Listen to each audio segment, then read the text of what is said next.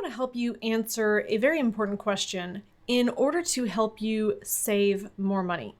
The question is this: what is savings? How do I identify whether something is or is in fact not savings?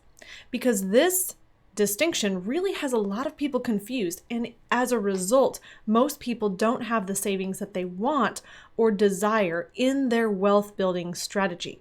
Now, we know savings is critical as a foundation, a piece of wealth building that we can't neglect.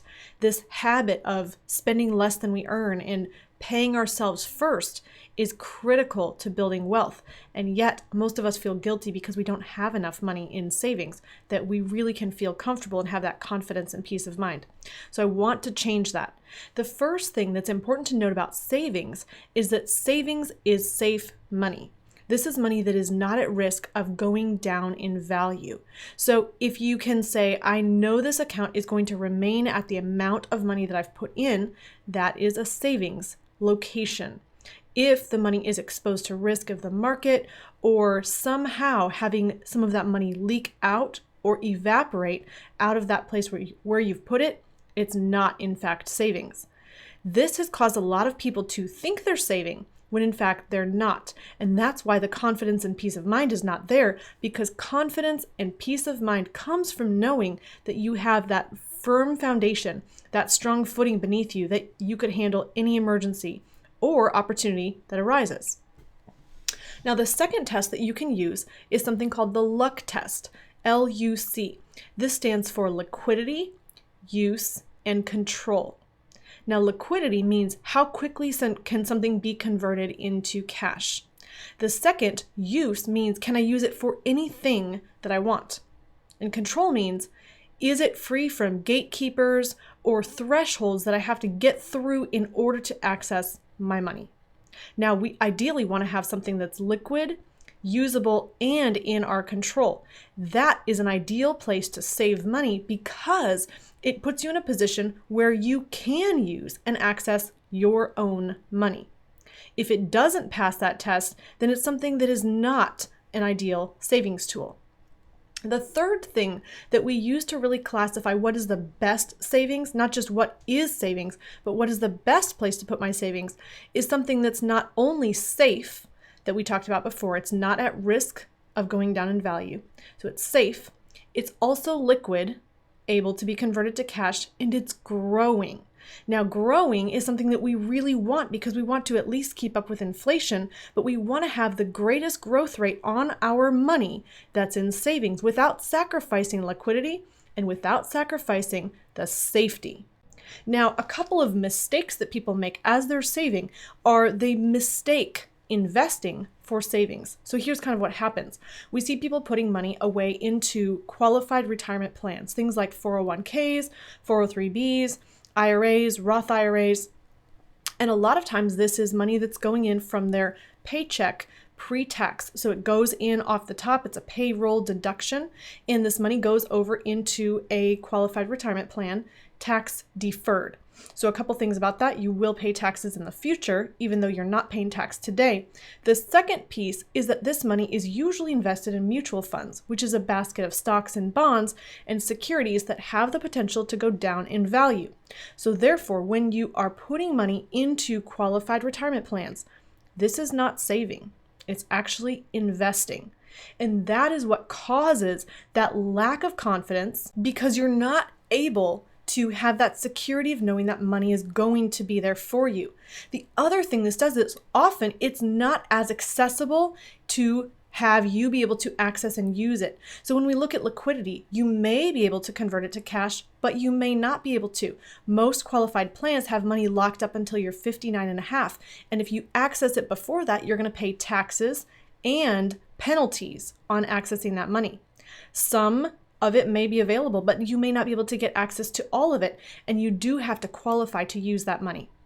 Now, another thing that sometimes people look at as a savings tool that really is not is equity in your home.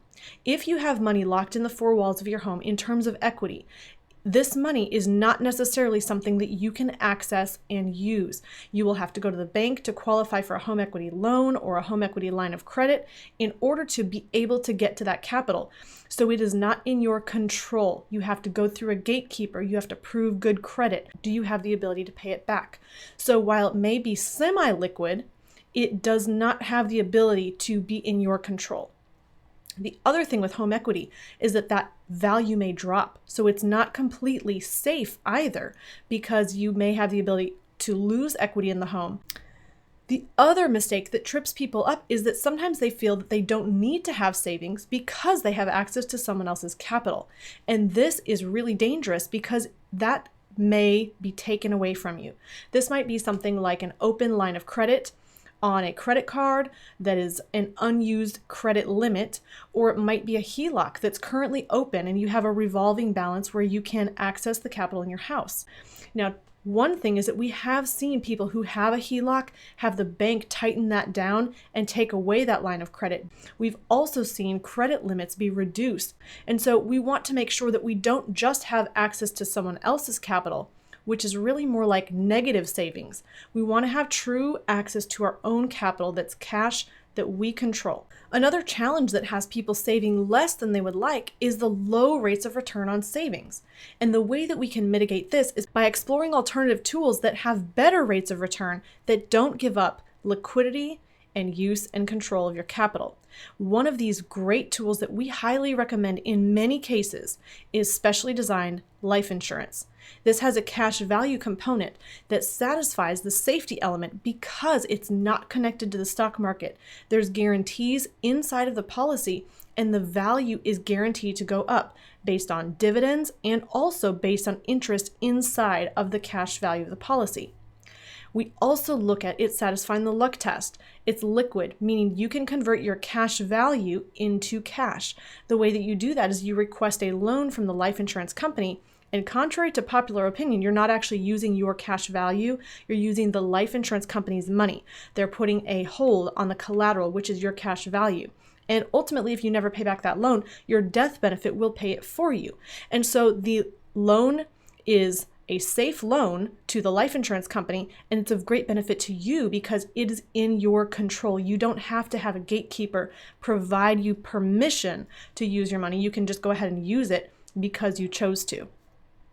It also is able to be used for any purpose. So you can use that whether for income, or you could use that for an opportunity, for an emergency, and you have access to use that capital however you would like. It also has a growth rate that's much higher than a typical savings account, which might grow at maybe 0.04 to 0.06%.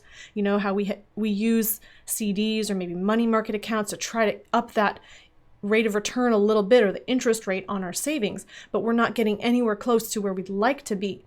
A cash value life insurance policy typically can be designed to grow at 3 to 5% rate of return over a span of 30 plus years. And so that's based on today's dividend scale, and those factors can change, but we would anticipate them to go up rather than down in the future. The other thing is that the life insurance company holds dollar for dollar reserves. So in some ways, because it does not have fractional reserve banking like the bank, which holds a portion of the dollars that it has out in reserves, the life insurance company has a very strong foundation of safety and guarantees.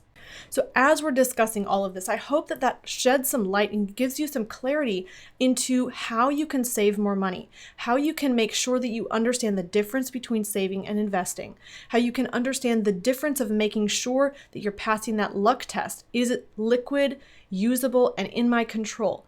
Is it safe versus at risk? And then how can I increase the growth rate by looking at alternative asset classes like specially designed life insurance? I hope this gives you some hope and some permission to be able to save your money so that you can build a strong and secure emergency and opportunity fund so that you can really have that confidence and peace of mind in your financial life.